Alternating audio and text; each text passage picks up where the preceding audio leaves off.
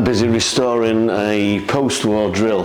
This is a Holman SL303. It's a watercolor diamond tip drill, and it's been on display for quite a while, but a lot of the details it's been painted so many times in thick black paint that you couldn't actually see the details of the drill. So what I'm doing now is taking those layers off so you can see the component parts of the drill. You can read what's there. I clean it, then polish it, and then lacquer it, and the lacquer will stop it from rusting. We have a number of other drills to give the same treatment to. As you can see, to display like this doesn't really do them justice. So what we're trying to do is ensure that we put out to the public what we'd like to see ourselves.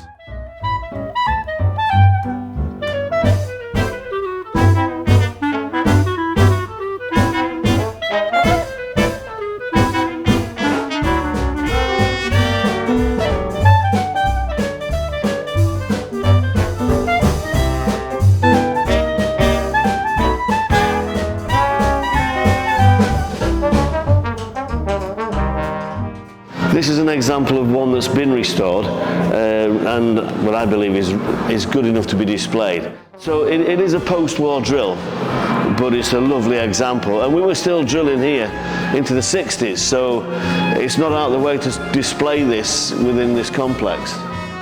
Firstly, when I start on something like this, I have to look at what type of metal I'm working with, because I don't want to damage what's beneath the paint. So it's a very, very finite start, taking off very little and seeing what's there. Once I've ascertained that I'm not going to damage it by scraping or wire brushing, then I can take it back. By taking it back, it reveals what I can then strip to make the job easier and put it back together. I'm learning as I'm doing it, because I've never worked on drills like this as a miner. So going through the cleaning process helps me to understand how this equipment worked.